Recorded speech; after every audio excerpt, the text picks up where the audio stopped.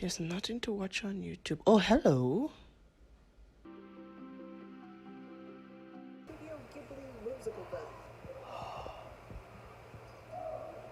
I want that.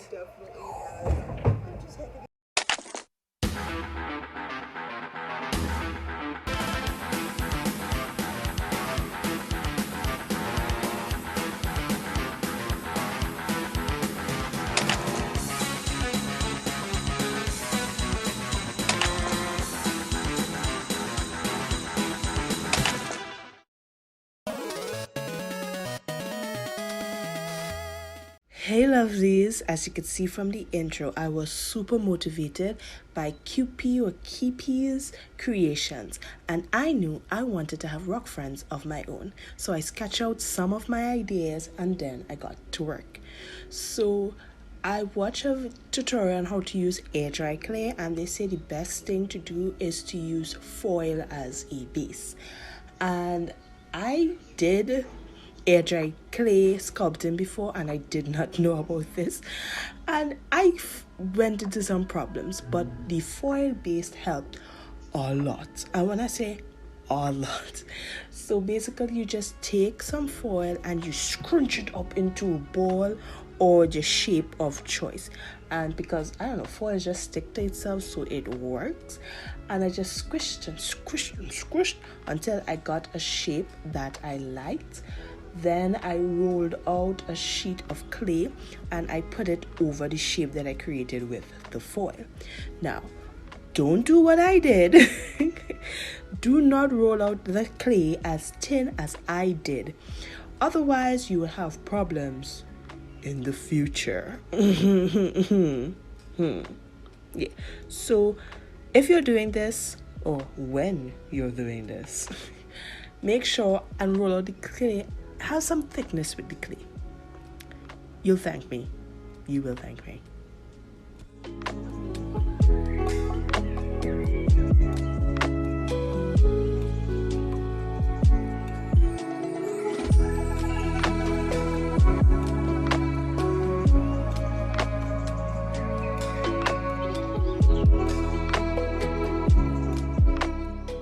This one was a failed attempt. Yeah, but I did learn some things about what not to do. I still tried to make it work, but yeah, it wasn't working before I gave up and took it apart. Okay, so the next one I wanted to sculpt was this big boy. You need a big boy, give me a big boy. Yes, and I love the sketch for him so much, and I was excited to make him, but somehow I keep bringing the foil down to the same size as the first creation, and I also tried to reuse the foil from my failed attempt, and it kind of helped and not helped. It was hampering because the foil wasn't sticking to itself as it usually was, so I had this awkward bump in front. I honestly should have took like foil and wrap it over it, but what's done is done. But he's such a big boy. He is a big boy. I love my big boy. And guess what? I decided to name him Gary. I don't know why. He's the only one with a name. So the others need names. So guys, you know what you gotta do? Put your name suggestions down below. But wait until the end of the video when you see all of my little rock friends.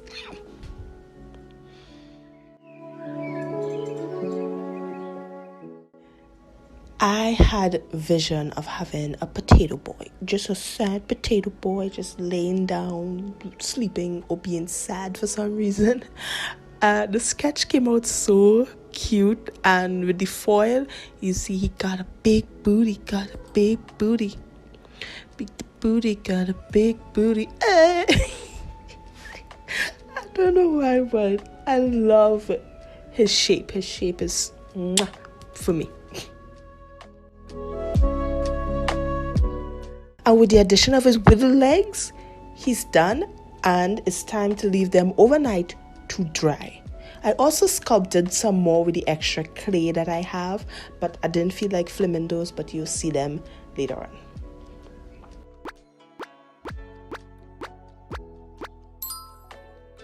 So we have a problem. Look at the white baby. Wow. There. Mostly cracked. This one cracking actually looks cool. Except this side. Eee. This one, I called him Gary. Eee. And this one didn't crack at all. Hello, Mr. Potato. He's fine. Okay. Ooh, this one. Ooh, cracked. And then this one's fine, but then this one is just pure clay. Ah, ah.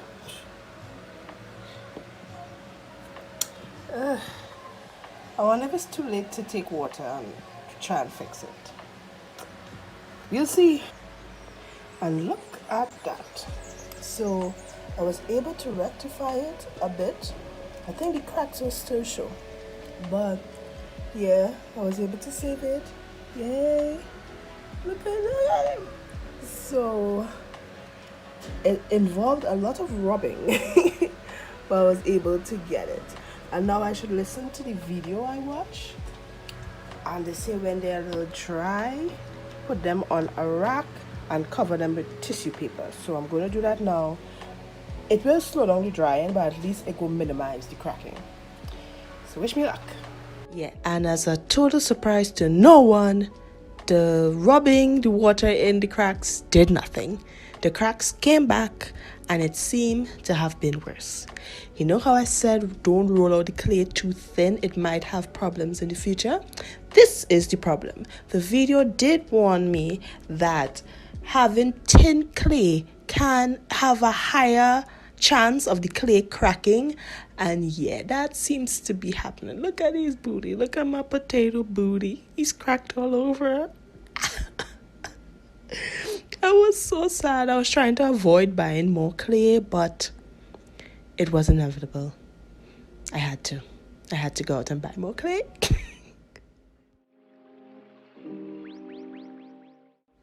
The problem with me buying this new clay is that in my rush, I didn't notice the color and I realized that I bought a red clay and not the white one I used previously.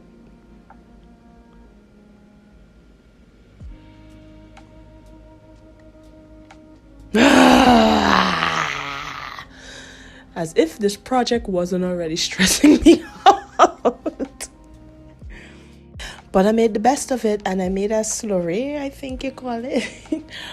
Where I added bits of the clay and water and mix it really fast for it to incorporate to make this slush that I'm seeing here. And then I added it to the cracks to kind of fill it like mortar with bricks. I first started using my palette knife, but then I realized using my fingers were way more effective. And here's the result. I practically had to go over the whole thing again, but I'm hoping for this, fingers crossed. And it worked somewhat. The cracks are still visible, but not as much as before. And it actually looked like it's natural for a rock, so I kept them. Some I went back in with some of the slush I still had because it wasn't working for me, but I'm happy with how it is. What do you guys think? And now I'm going to sand it. So this is the before. You see, they're rough, they're bumpy. Hey. And this is the after. Not much different, but some difference. I'm liking it. It's a rock. So I'm going to gesso them so that the paint will have something to hold on to. And I hear a lot of people say it's good to prime their surface with gesso. So that's what I'm going to do.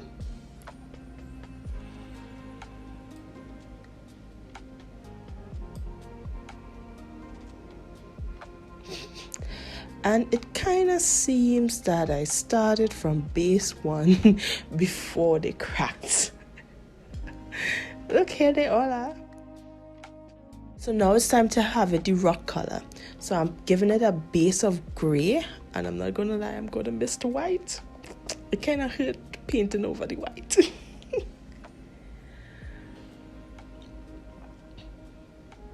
Then I'm going to add a watered down dark brown. This is dark. It looks black. It's dark brown. And then quickly wipe it off with a napkin so so all this darkness could go in the creases to make it look more aged and rock-like.